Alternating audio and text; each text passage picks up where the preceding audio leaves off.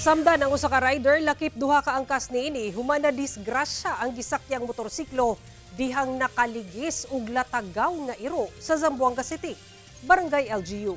Dunay panawagan sa mga residente nga hiktan ang ilang mga inatimang iro. Ang detalye sa report ni Efren Mamak.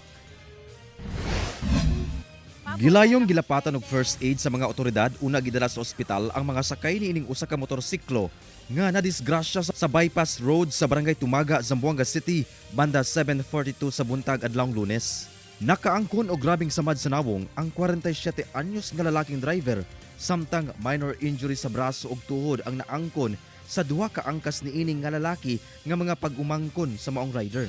Matud sa opisyal sa Barangay Tumaga kinsa miresponde sa maong hitabo, pabiyahe gikan Barangay Lunzuran ang maong mga biktima ug pag-abot sa lugar nga gihitabuan, nakaligis kuno kini og usa ka latagaw nga iro nga kalit mitabok sa dalan ug didto sila nadisgrasya. Buhi ra kuno ang maong iro ug nakadagan ra. Ginasulayan pa nga makuhaan og pahayag ang maong mga biktima. Gumikan sa hitabo, mas pahugtan pa matud pa sa Barangay LGU ang kampanya Batok Latagaw nga iro aron malikay sa susamang insidente. Apan, duna kini panawagan sa mga residente. Pabor, pagpidiyan kami ng mga bibientes di Tumaga, hindi lang di Tumaga, bibientes di Zamboanga na amara, kuida kayo, itsagan na cage, di ato mga perol, para hindi kasi iskapa.